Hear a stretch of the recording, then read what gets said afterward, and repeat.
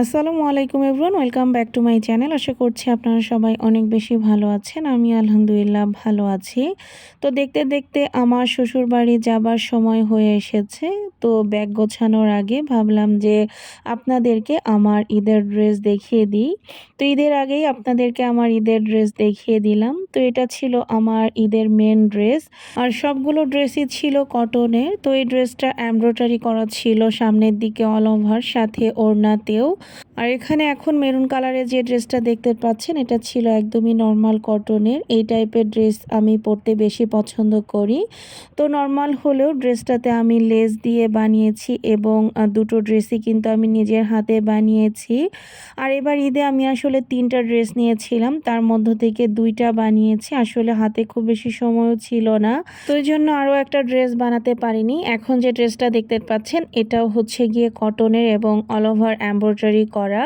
তো এই ড্রেসটা ইনশাল্লাহ ঈদের পরে আমি বানিয়ে নিব। আর এদিকে জারিফ গতকাল বেস্ট বাই এটা দেখে আসে, আর আজকে অফিস থেকে আসার সময় তার বাবা এটা আনে। না না পর্যন্ত আসলে ওর বাবাকেও বারবার ফোন করছিল।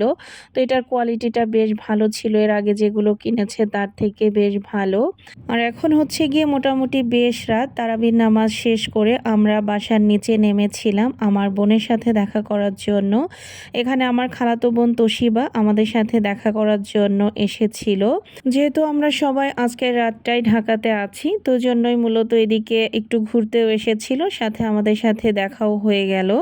তো ওখানে ও আবার আমাদের সবাইকে একটু আইসক্রিম খাওয়ালো, তারপরে বেশ কিছুক্ষণ গল্প করে আমরা বাসায়ও চলে এসেছিলাম।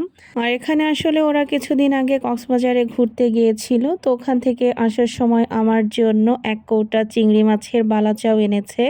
তো এটা আসলে এর আগে আমি কখনোই খাইনি, এই প্রথমবার খাবো। আর খাওয়ার পরে কেমন লেগেছে অবশ্যই আপনাদেরকে জানাবো।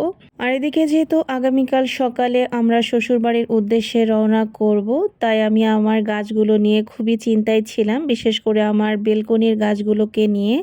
তো হঠাৎ করে আমার মাথায় আসলো যে আমি সবগুলো গাছ এভাবে সিঁড়িতে রেখে দিব। তো এভাবে গাছগুলো রাখার পরে আমি প্রত্যেকটা গাছের গোড়াতে একটু বেশি করে পানি দিয়ে দিয়েছিলাম। তো আল্লাহ তাআলার অশেষ রহমতে প্রায় 5-6 দিনের মতো আমরা বাসায় ছিলাম না। তো এই কয়দিনে আমার কোনো গাছেই কোনো প্রবলেম হয়নি, শুধু আমার বাগানবিলাস গাছের পাতাগুলো একটু ঝরে গিয়েছে, তবে তাতে কোনো সমস্যা নেই। তো ফাইনালি এটা হচ্ছে গিয়ে পরের দিন সকালবেলা, এখন সকাল 6টার মতো বাজে। তো আমরা দেখতেই পাচ্ছেন বাসার নিচে চলে এসেছি গ্যারেজে আর কি। তো এখানে আমরা আমাদের সবগুলো ব্যাগ অ্যান্ড ব্যাগেজও সাথে করে নিয়ে নিয়েছি। এখানে একটা টেবিল ফ্যান নিয়ে নিয়েছিলাম। এই টেবিল ফ্যানটা আসলে আমার বাসাতে অলওয়েজ পড়েই থাকতো। তো ভাবলাম যে এবার যেহেতু বাড়িতে অনেক মানুষ হবে, তাই সাথে করে নিয়ে যাই, যেহেতু আমরা গাড়িতেই যাচ্ছি, মানে হাইসে। তো আমরা বাসার সামনে দাঁড়িয়ে গাড়ির জন্য অপেক্ষা করছিলাম। গাড়ি আসলে একটু ভুল রাস্তায় চলে গিয়েছিল। তো যাই হোক, ফাইনালি আমাদের গাড়িও চলে এসেছে, দেখতেই পাচ্ছেন। আর এই গাড়িটা কিন্তু আমার ভাসুরের নিজের গাড়ি। আমার ভাসুর আসলে রেন্টেকারের ব্যবসা করে, তো এই গাড়িটা ভাইয়ার নিজের। এছাড়াও আরও অনেকগুলো গাড়ি আছে, সেগুলো ভাইয়া আসলে ভাড়া নিয়ে সার্ভিস দেয় আর কি। আর এদিকে জারিফের বাবারা হচ্ছে গিয়ে 4 ভাই। জারিফের বাবা হচ্ছে গিয়ে সব ভাই বোনের ছোট। আর এই গাড়িটা হচ্ছে গিয়ে আমার 3 নাম্বার ভাসুরের।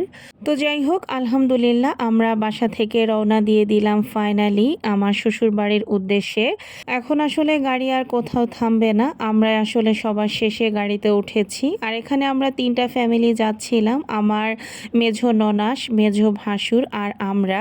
তো কিছু দূর আসার পরে গাড়িতে আসলে একটা ফিলিং স্টেশন থেকে গ্যাস নিয়ে নিচ্ছিল, তাই এখানে থামতে হয়েছে। আর এদিকে যাত্রাবাড়ি থেকে আসলে মোটামুটি ভালোই জ্যাম ছিল, আমরা প্রায় 1 ঘন্টার উপরে জ্যামে আটকে ছিলাম, পোস্তগোলা ব্রিজ পর্যন্ত আর কি। পোস্তগোলা ব্রিজের পরে আর কোনো জ্যাম ছিল না।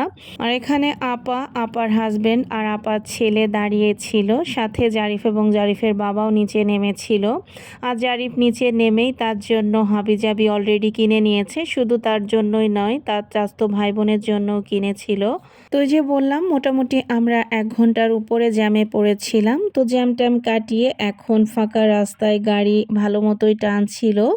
তো ওই যে আমরা কিন্তু এখন অলরেডি পদ্মা সেতুর কাছাকাছিও চলে এসেছি। মাঝখানে আসলে একটু ঘুমিয়েছিলাম যেহেতু রোজা রেখে জার্নি করছিলাম। খুবই ক্লান্ত লাগছিল। আর আজকে এত পরিমাণে গরম ছিল যেটা আসলে বলে বোঝানোর মতো না। যদিও গাড়িতে অল টাইম এসি ছিল, তারপরেও যখনই একটু বাহিরে বের হচ্ছিলাম বা জানালা দরজা খোলা হচ্ছিল তখনই বুঝতে পারছিলাম যে বাহিরে আজকে কি পরিমাণে গরম এবং কি পরিমাণে রৌদ্র।